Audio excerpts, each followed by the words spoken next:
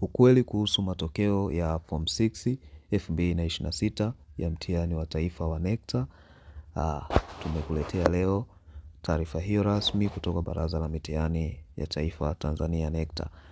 Tunajua kwamba ili tuweze kuangalia matokeo ya NECTA, tunaingia katika web page hiyo ya NECTA, tunakwenda katika sehemu ya results.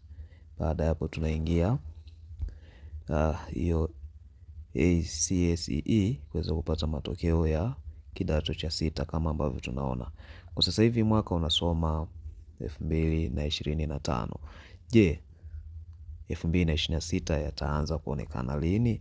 Hilo ndio swali ambalo wengi wanajiuliza, na wengi walikuwa wakigoogle ama kusearch matokeo ya kidato cha sita bila kupata mafanikio. Sasa jibu ni kwamba kesho tarehe 5 baraza litatangaza matokeo hayo ya mtihani wa NECTA kwa 2026 kwa kidato cha sita. Kwa hiyo kuanzia mida ya saa 5 utaweza kupata matokeo haya, lakini pia tunaweza kualika katika channel yetu ya elimu ya WhatsApp, ambapo baada tu matokeo kutangazwa utapata ile linki ambayo utaangalia matokeo bila kuwa na changamoto yoyote ile ya kimtandao. Linki ya channel yetu tutakuwekea katika uwanja wa comment. Kwa hiyo baada ya kuangalia video hii, nenda kwenye comment, bonyeza ile linki, itakupeleka moja kwa moja WhatsApp channel. Ikishafunguka utaona pale jina Lusa Elimu. Kwa hiyo baada ya kuona jina la channel hiyo, chini utaona button inasema follow channel. Kwa hiyo utabonyeza ili kuweza kujiunga na kupata notification zote zinazohusu matokeo pamoja na mitihani.